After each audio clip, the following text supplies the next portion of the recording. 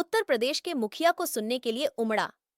जनसैलाब मुख्यमंत्री योगी आदित्यनाथ शुक्रवार की शाम 4 बजे श्री कृष्णा इंटर कॉलेज के प्रांगण में चुनावी जनसभा को संबोधित कर बांसगांव सांसद कमलेश पासवान के पक्ष में मतदान करने की अपील करते हुए रामराज के सत्ता को स्थापित करने की बात कही।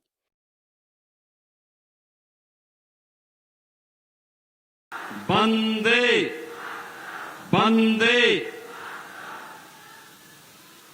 अनंत महाप्रभु बाबा राघव दास चंद्रदेव शरण जी महाराज के इस पावन साधना भूमि को कोटि कोटि नमन करते हुए देश की आजादी के लिए अपना सर्वस्व न्यौछावर करने वाले ग्राम पैना के शहीदों की और जौहर की इस पावन धरा को नमन करते हुए बरहज के आप सभी बांसगांव संसदीय क्षेत्र के मतदाताओं का मैं हृदय से स्वागत करता हूं, अभिनंदन करता हूं। मंच पर उपस्थित लोकप्रिय सांसद और भारतीय जनता पार्टी के प्रत्याशी श्री कमलेश पासवान जी, प्रदेश सरकार के पूर्व मंत्री और विधायक रुद्रपुर श्री जयप्रकाश निषाद जी, विधायक चिल्लूपार श्री राजेश त्रिपाठी जी, विधायक बरहज श्री दीपक मिश्रा जी, विधायक बांसगांव श्री विमलेश पासवान जी, एमएलसी और युवा मोर्चा के प्रदेश अध्यक्ष श्री प्रांशु दत्त द्विवेदी जी,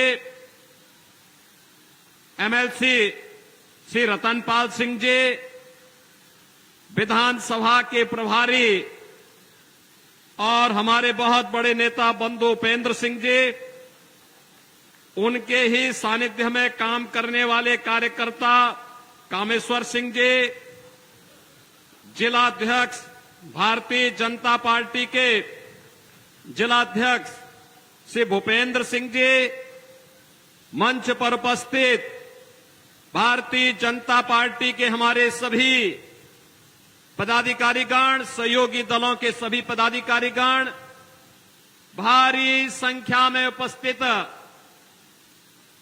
बरहज क्षेत्र के हमारे सभी उपस्थित बहनों और भाइयों, इतनी भीषण गर्मी के बाद आपका जो उत्साह है ये हम सबको आनंदित करता है, आह्लादित करता है। मैं इसके लिए आपका अभिनंदन करता हूं, स्वागत करता हूं। बहनों और भाइयों, जो उत्साह मुझे यहां पर देखने को मिल रहा है, यही उत्साह भी मैं पथरदेवा देवरिया से आ रहा हूं। वहां पर इससे पहले मैं कुशीनगर में था, वहां पर इससे पहले महाराजगंज में था, वहां पर, और कल मैं उड़ीसा में था, फिर बिहार आया, वहां पर देश के अंदर उत्तर दक्षिण पूरब पश्चिम जहां कहीं जाता हूं, कश्मीर से लेकर कन्याकुमारी तक, कामरूप असम से लेकर के कच्छ गुजरात तक, चारों ओर यही उत्साह है, यही उमंग है कि नए और विकसित भारत के निर्माण के लिए फिर एक बार और अब की बार जब 400 पार की बात बहनों और भाइयों हम कहते हैं ना, आपके मुंह से जब ये निकलता है तो कांग्रेस और समाजवादी पार्टी के गठबंधन को चक्कर आने लगता है। उनकी हालत जलेबी जैसी हो जाती है, और इसलिए हो जाती है क्योंकि ये दोनों भी मिलकर के 400 सीटों पर चुनाव नहीं लड़ रहे हैं। उनको ये लगता है 400 कैसे आएगा, तो जनता जनार्दन से एक ही आवाज आती है, और आवाज आती है कि जो राम को लाए हैं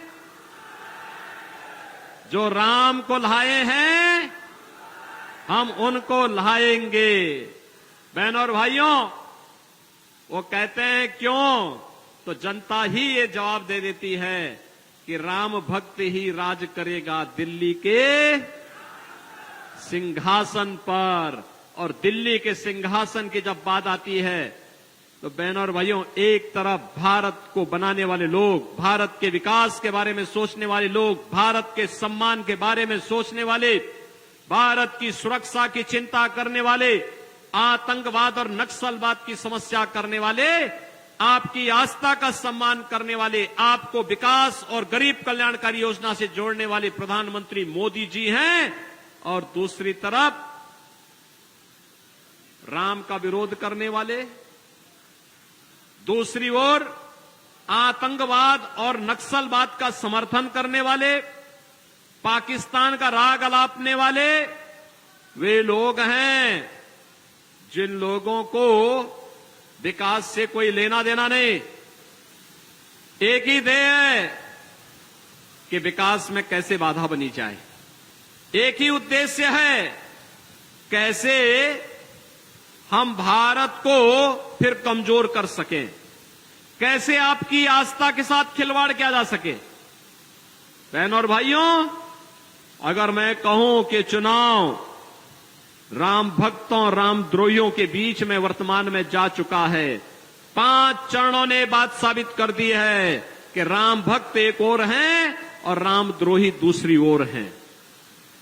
अब मुझे आप बताओ, आप में से कितने लोग ऐसे हैं जिन्होंने अयोध्या का दर्शन किया? मैं दीपक मिश्रा जी से कहूंगा और कमलेश पासवान जी से भी कहूंगा और इनके साथ श्री बंधु उपेंद्र सिंह से भी कहूंगा कि ये लोग चुनाव के बाद एक बार सभी को अयोध्या में रामलला के दर्शन फिर से करवा के लेके आए। आज आप अयोध्या जाएंगे ना, आपको लगेगा कि प्रभु राम के समय की अयोध्या साक्षात आ गई है। प्रभु की कृपा साक्षात बरस रही है अयोध्या पे। क्या सुंदर घाट है, क्या चौड़ी चौड़ी सड़कें हैं। इंटरनेशनल एयरपोर्ट 821 एकड़ में बना है। और अगर आप जाएंगे, यात्री विश्रामालय भी हैं, वहां पर पार्किंग स्थल भी है, वहां पर खाने की व्यवस्था भी है, वहां पर सारी सुविधाएं आपको मिलेंगी अयोध्या में। और अयोध्या में जो चहल पहल है ना, कल 3 लाख श्रद्धालुओं ने अयोध्या में दर्शन किया, इतनी गर्मी के बाद भी। बहनों और भाइयों, अयोध्या में रामलला का जो मंदिर बना है और 500 वर्षों के बाद रामलला विराजमान हुए हैं, क्या ये काम कांग्रेस और समाजवादी पार्टी कर पाती? क्या कर पाती? क्या अब रामलला का मंदिर बन गया है, पुण्य का भागीदार कौन बनेगा? अरे आप बनेंगे आप, क्योंकि ये सच है कि मोदी जी के नेतृत्व में काम हुआ, लेकिन मोदी जी को और योगी जी को ताकत तो आपने दी है ना। कमल चुनाव चिन्ह पर जब आप वोट दबाते हैं, यही हमारी ताकत है। और इसलिए आपके लिए तो कहने के लिए है, क्या कहने के लिए है? अपनी वर्तमान और भावी पीढ़ी को आप कह सकते हैं राम मंदिर हमने बनाया। बोलो, दावे के साथ कहो। आप में से हर वह व्यक्ति जिसने कमल चुनाव चिन्ह दबाया है, वह कहे कि राम मंदिर हमने बनाया है। और लोग को ये बोलने की, और परलोक में पूर्वजों के पास जाएंगे तो उनको भी कहने के कि आपके संकल्प की पूर्ति हमने किया है, आशीर्वाद दीजिए। प्रभु की भी कृपा मिलेगी और पूर्वजों का आशीर्वाद भी मिलेगा। बहनों और भाइयों, आज हमारा देश बदल चुका है। दुनिया के अंदर भारत का सम्मान बढ़ा है, सीमाएं सुरक्षित हुई हैं, आतंकवाद और नक्सलवाद समाप्त। याद करिए, कांग्रेस के समय में आतंकी विस्फोट होते थे। सुबह अखबार खोलते ही पहली खबर भ्रष्टाचार की, और सायंकाल होते होते आतंकवाद की एक नई घटना सामने आ जाती थी। आपने पिछले 10 वर्ष में आतंकी वारदात की कोई घटना सुनी? कोई घटना नहीं, नक्सलवाद नहीं, सब समाप्त। अब तो पटाखा भी जोर से फट जाए ना, तो पाकिस्तान पहले सफाई देता है, कहता साहब मैंने नहीं किया है, उसे मालूम है ये नया हिंदुस्तान है। नया हिंदुस्तान छेड़ता नहीं है, लेकिन कोई छेड़ता है तो उसको छोड़ता भी। आपको मजबूत हिंदुस्तान चाहिए या कमजोर हिंदुस्तान चाहिए? मजबूत हिंदुस्तान चाहिए, हमें मजबूत हिंदुस्तान चाहिए। और मजबूत हिंदुस्तान के लिए मजबूत सरकार चाहिए, और मजबूत सरकार के लिए मोदी जी चाहिए। ठीक, ये विकास के जो बड़े बड़े कार्य हो रहे हैं ना, हाईवे बन रहे हैं 4 लेन के, 6 लेन के, 12 लेन के, रेल की अत्याधुनिक सुविधा, वंदे भारत, अमृत भारत, नमो भारत के रूप में। आज जो 1 डिस्ट्रिक्ट 1 मेडिकल कॉलेज में देवरा बाबा के नाम पर मेडिकल कॉलेज देवरिया में बन गया है, एम्स गोरखपुर में बन गया है, ये पुल जो जगह जगह बन रहे हैं, घाटों का निर्माण हो रहा है, बाढ़ नियंत्रण के कार्य हो रहे हैं, चारों ओर कनेक्टिविटी बेहतर हुई है। IIT, IIM, AIIMS, IIIT, NIT, world class university का निर्माण हो रहा है। और गरीबों के लिए ये कांग्रेस के समय और समाजवादी पार्टी के समय में गरीब भूख से मरता था, किसान आत्महत्या करता था, नौजवान प्लान करता था, बेटी और व्यापारी सुरक्षित नहीं थी।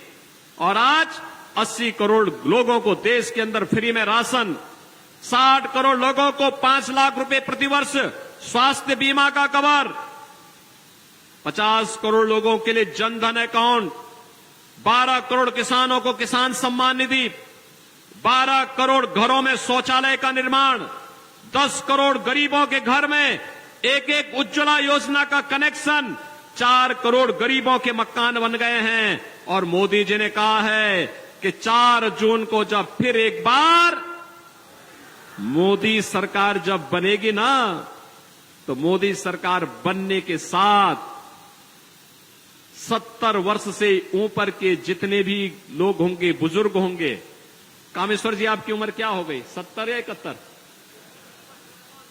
56 ही है। लेकिन 70 वर्ष से ऊपर के हर एक बुजुर्ग को 5 लाख रुपए हर वर्ष उपचार की सुविधा फ्री में मिलेगी।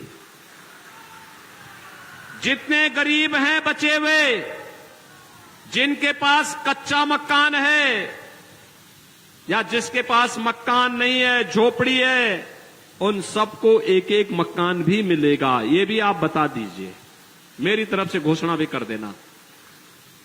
बहनों और भाइयों, एक तरफ मोदी जी के नेतृत्व में विकास, गरीब कल्याण, आस्था का सम्मान हो रहा है, पुण्य का भागीदार आपको बनाया जा रहा है, और दूसरी तरफ कांग्रेस के नेतृत्व में जो इंडी गठबंधन है, ये सब रामद्रोही है। एक कहता है, कांग्रेस का एक नेता कहता है राम मंदिर का निर्माण भारत में नहीं होना चाहिए। समाजवादी पार्टी का एक नेता कहता है कि राम मंदिर बेकार बना है। अरे हमने कहा बेकार तो तुम्हारी बुद्धि है जो तुम्हें दिखाई नहीं देता है। लाखों लोग अयोध्या में राम मंदिर का दर्शन करने के लिए आ रहे हैं। राम मंदिर नहीं बेकार है, तुम्हारी बुद्धि और तुम्हारा विवेक भ्रष्ट हो गया है, इसलिए तुम्हें भारत और भारतीयता बेकार दिखाई देती है। बहनों और भाइयों, ये राम भक्तों पर गोली चलाने वाले लोग हैं और राम द्रोहियों का, आतंकवादियों के मुकदमों को वापस लेने वाले लोग हैं। क्या आप इनको वोट देंगे? क्या इनको वोट देके पाप करेंगे क्या? जब ये चारों खाने चित्त हो चुके हैं, अब एक षड्यंत्र कर रहे हैं। क्या षड्यंत्र कर रहे हैं? गुमराह कर रहे हैं कि भाजपा आएगी तो कह रहे हैं संविधान बदल देगी। अरे संविधान का इससे बड़ा सम्मान, मोदी जी से ज्यादा सम्मान करने वाला कौन है? मोदी जी ने नई संसद में संविधान को अपने सिर में रख करके स्थापित किया। बाबा साहब भीमराव अंबेडकर के पंचतीर्थ मोदी जी ने स्थापित किए। बाबा साहब भीमराव अंबेडकर का अपमान किया कांग्रेस ने। बाबा साहब भीमराव अंबेडकर को देश की संसद में जाने से रोका कांग्रेस ने। बाबा साहब भीमराव अंबेडकर को भारत रत्न न मिले, यह साजिश की थी कांग्रेस ने, और भारत रत्न तब मिला जब भाजपा केंद्र की सरकार को समर्थन कर रही थी। बहनों और भाइयों, कांग्रेस और समाजवादी पार्टी का मैनिफेस्टो कहता है कि सत्ता में आएंगे तो मिलकर के लूटेंगे, सत्ता में आएंगे अनुसूचित जाति, जनजाति और पिछड़ी जाति के आरक्षण के अधिकार में सेंध लगा के उसको मुसलमानों को देंगे। इन्होंने किया है, कर्नाटक में किया है, आंध्र प्रदेश में कांग्रेस ने किया है, और यूपीए की सरकार थी तब जस्टिस रंगनाथ की अध्यक्षता में जो कमेटी बनी थी और जस्टिस राजेंद्र सच्चर की जो कमेटी बनी थी, इन दोनों कमेटी ने अनुसूचित जाति, पिछड़ी जाति के आरक्षण में सेंध लगाने का प्रयास किया था। भारतीय जनता पार्टी ने विरोध किया था, कहा था कि बाबा साहब भीमराव अंबेडकर ने कहा है कि धर्म के आधार पर आरक्षण नहीं हो सकता। आरक्षण अनुसूचित जाति, अनुसूचित जनजाति और पिछड़ी जाति के लोगों को केवल मिलना चाहिए। बहन और भाइयों, आरक्षण पर सेंध लगाने का काम कांग्रेस का गठबंधन कर रहा है। दूसरा, ये कहते हैं सत्ता में आएंगे तो पर्सनल लॉ लागू करेंगे। पर्सनल लॉ का मतलब जानते हैं आप क्या है? पर्सनल लॉ का मतलब बेटी स्कूल नहीं जा पाएगी, महिलाएं बाजार नहीं जा पाएंगी। उनका मतलब यह है कि बुर्का पहन करके घर में रहे। अरे हमारे यहां हिंदुओं में क्यों बुर्का पहन करके कोई रहेगा घर में? ये कांग्रेसियों का दिमाग क्या हो गया है? ये फिर गया है लगता दिमाग। कहते हैं पर्सनल लॉ लागू करेंगे। अरे मैं उनसे कहना चाहता हूं, भारत बाबा साहब भीमराव अंबेडकर के द्वारा बनाए गए संविधान से चलेगा, किसी शरिया कानून से नहीं चलेगा। हम भारत का तालिबानीकरण नहीं होने देंगे। और तीसरी बात क्या कहता है? तीसरी बात इनका मैनिफेस्टो कहता है कि आएंगे, सत्ता में आएंगे, अल्पसंख्यकों को उनकी रुचि के अनुसार भोजन की सुविधा देंगे। बहनों और भाइयों, अल्पसंख्यकों का कौन सा रुचि का भोजन है? अरे जो बहुसंख्यक का होगा वही तो भी खाएंगे, रोटी, दाल, चावल या फिर सब्जी और भी जो खाने जो बहुसंख्यक खाता वही वो भी खाएगा। लेकिन एक जगह में ठहराव होता है। जब कोई मुसलमान कहता कि मैं गौ मांस खाऊंगा, गौ हत्या करूंगा, तो हिंदू कहता नहीं, जन्म जन्म का नाता है, गाय हमारी माता है। अगर कोई गाय काटता है तो वहां दंगा हो जाता, हिंदू भड़क उठता है। लेकिन एक कांग्रेस कह रही हम गौ कसी की स्वतंत्रता देंगे। क्या आप इसको स्वीकार करेंगे क्या? अरे जो राम मंदिर का पुण्य प्राप्त हो रहा है, ये गौ कसी करने पर, गौ हत्या करने पर वो पाप में बदल जाएगा। और इसीलिए मैं आपसे कहने के लिए आया हूं, कांग्रेस और समाजवादी पार्टी के बहकावे में मत आना। ये पहले देश को बांटे हैं, फिर क्षेत्र और भाषा के नाम पर बांटे हैं, अब जाति के नाम पर बांटने के लिए आ गए हैं। जाति के नाम पर बांटेंगे, फिर आपके आरक्षण में सेंध लगाएंगे। ये कतई मत होने देना।